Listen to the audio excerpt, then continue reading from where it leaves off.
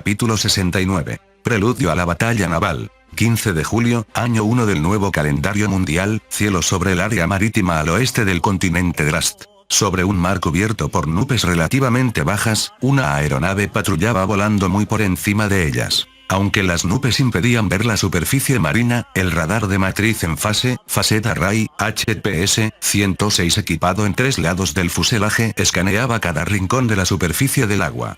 No era un cedido al Imperio Sagrado de Asgard, sino una aeronave de la Fuerza Marítima de Autodefensa de Japón con su inconfundible círculo rojo, el Inomaru, como condición para alquilar una base en el continente Drast para realizar reconocimientos aéreos del misterioso continente anexionado al sur. Japón y el Reino Unido se turnaban diariamente para realizar vuelos de patrulla. No obstante, esto también servía para recopilar información y poder retirarse rápidamente si la situación se ponía fea, por lo que la interpretación de para quién era realmente la patrulla dependía de a quién se le preguntara. ¿Crees que deberíamos irnos retirando? ¿Quién sabe? Supongo que dependerá de cuánto se esfuercen las fuerzas aéreas de Asgard, ¿no? En la pantalla que mostraba la información del radar, aparecían multitud de puntos de luz que indicaban una enorme cantidad de embarcaciones. 15 de julio, año 1 del nuevo calendario mundial, base aérea naval del Sacro Imperio de Asgard, oeste del continente Drast. Al sonar las sirenas, mecánicos y pilotos corrieron hacia los aviones estacionados. En la pista esperaban los cazas Lindworm, aquellos que fueron apaleados por las fuerzas de autodefensa en Hokkaido, y torpederos bimotores cargando torpedos bajo sus vientres. Sin embargo, estos Lindworm eran de una versión ligeramente distinta a la de Hokkaido. Se trataba del nuevo modelo Lindworm 4E, construido sobre un diseño reforzado estructuralmente y equipado con un motor adaptado para turbocompresores, utilizando bujías, arneses, lubricantes y tecnología importada de Japón. Como resultado, el motor radial de 18 cilindros refrigerado por aire, que originalmente producía unos nada despreciables 1900 caballos, comparable a los motores de pistón de la época dorada de la Tierra, superaba ahora fácilmente los 2000 CV. Su rendimiento era equivalente al de la última generación de cazas de hélice terrestres, como el Sea Fury o el P-51H.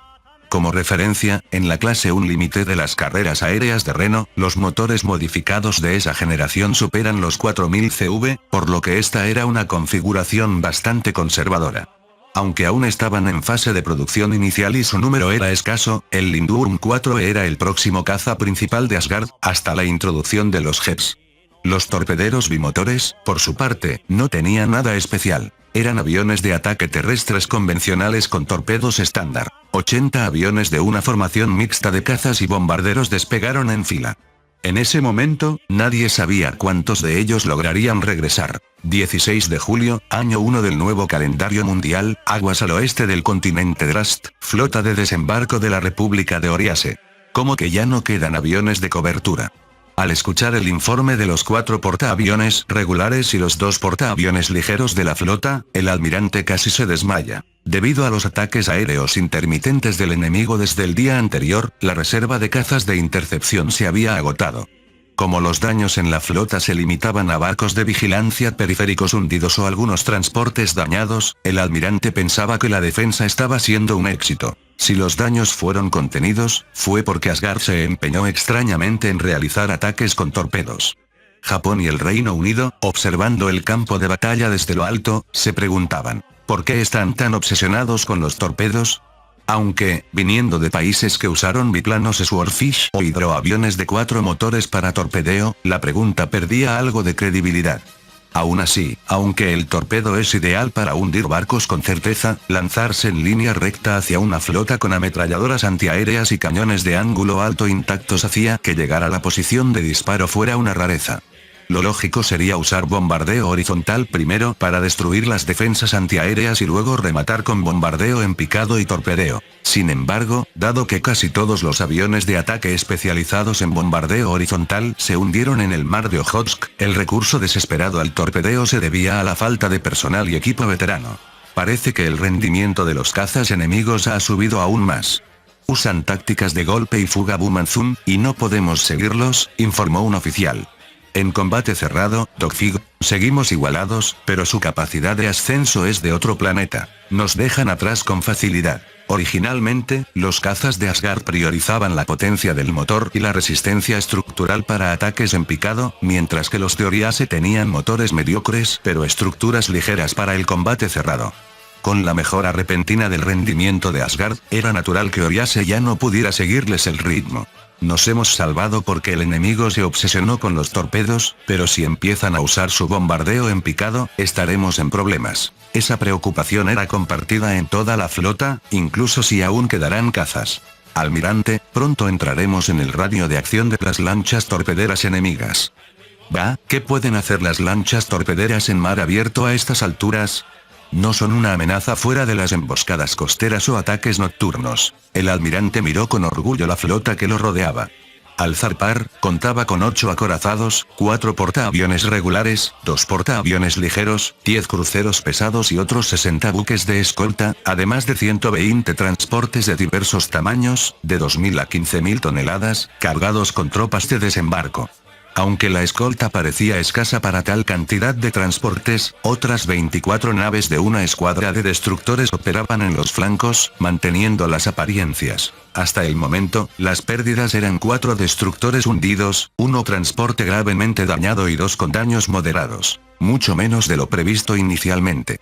Los destructores hundidos lo hicieron protegiendo a los transportes, lo que indicaba que el enemigo concentraba sus ataques en estos últimos. Fue un acierto equipar los transportes con ametralladoras antiaéreas. Nos costó mucho conseguirlas, respondió el oficial de Estado Mayor. Antes de zarpar, el almirante gritó, no porque sean transportes deben ir indefensos. El oficial tuvo que correr 3 días con sus noches sin dormir para conseguir e instalar ametralladoras en 80 barcos, pero ahora podía decir que el esfuerzo valió la pena. Además, parece que el enemigo confundió a nuestros cruceros auxiliares con simples transportes. En la periferia del convoy se mezclaban cruceros auxiliares, barcos de carga y pasajeros de alta calidad convertidos y fuertemente armados, cuya potencia de fuego no se comparaba con la de un transporte con ametralladoras instaladas a la carrera. Ya debería aparecer la flota enemiga. Según inteligencia, sus refuerzos consisten solo en una escuadra reforzada con un crucero acorazado y 2 cruceros pesados. No habrá problema en dividir la flota una vez que los avistemos. El oficial se encogió de hombros. No querían dividir la flota antes de tiempo y arriesgarse a que atacaran los transportes.